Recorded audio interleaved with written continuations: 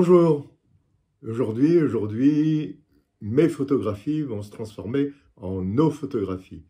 En effet, ça va être des photos que j'ai fait avec une amie pendant une aventure absolument extraordinaire dans le désert du Messac et de l'Acacus.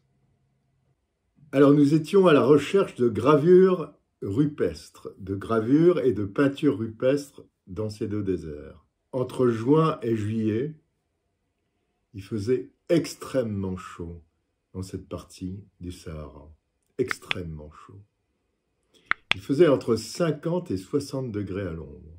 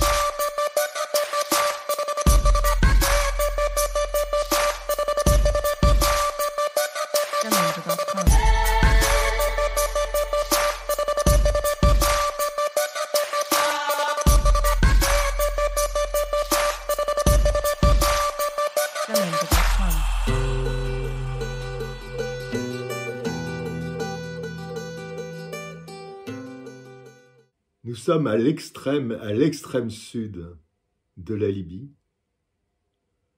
entre l'Algérie, le Tchad et la Libye. Nous arrivons au lac d'Oubari. Mais alors attention au lac d'Oubari. Les lacs d'Oubari sont salés. Ce sont des lacs complètement salés. Et moi qui n'en pouvais plus, j'avais tellement chaud, je me précipite dans un de ces lacs. J'avais encore mon jean. Je suis ressorti pétrifié par le sel.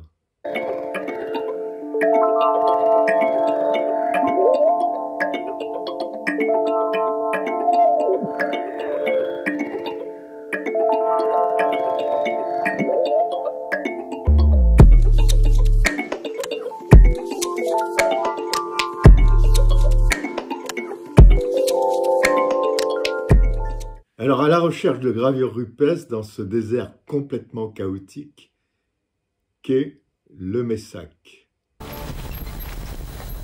Le désert du Messac, une des zones les plus arides du monde, se compose d'un ensemble de rocs fracassés. Il est fait de blocs de pierre. C'est un désert complètement chaotique. Complètement chaotique.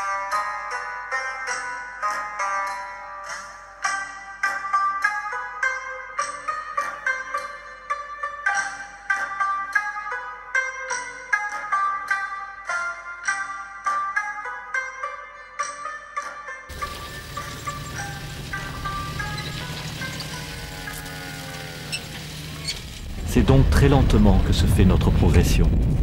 D'autant plus que ce plateau est coupé par des lits d'anciennes rivières, nommées wadis, qui ont creusé des gorges profondes.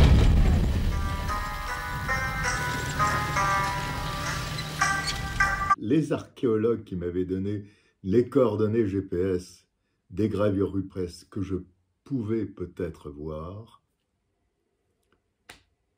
les archéologues ne m'avaient pas dit que de toute façon, nos GPS ne servaient pas à grand-chose, en tout cas pour se guider en ligne droite à travers le désert, car celui-ci est complètement fracturé par des failles infranchissables.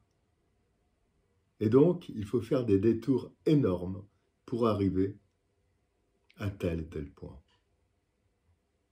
Après quelques jours, nous arrivons sur certaines gravures merveilleuses.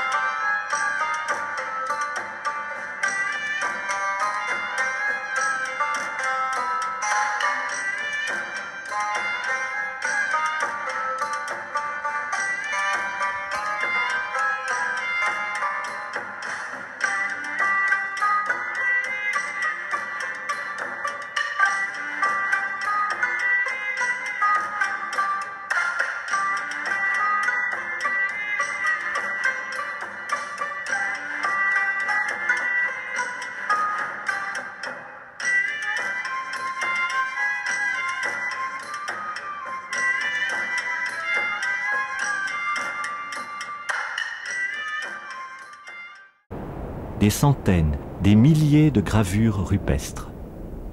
Sculptées sur les parois brisées des gorges, elles rendent compte d'un tout autre écosystème, celui d'une savane africaine où vivaient éléphants, bovidés et girafes.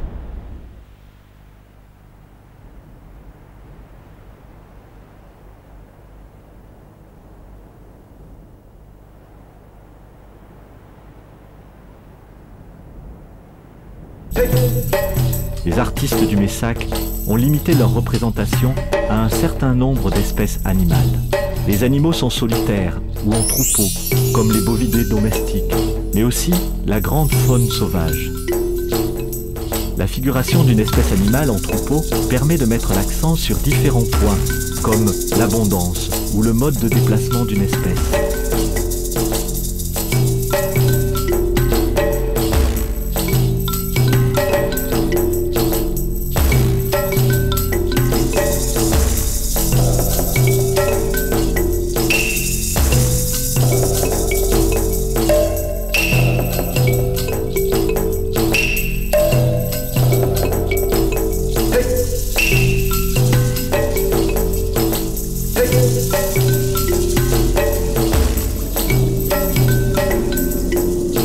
La figuration d'animaux solitaires met en évidence la beauté et les caractères morphologiques intrinsèques à une espèce donnée, que les artistes parviennent parfois à croquer en quelques traits d'une extraordinaire simplicité.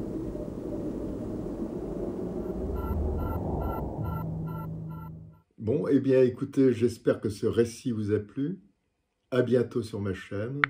Et n'oubliez pas, abonnez-vous. Au revoir.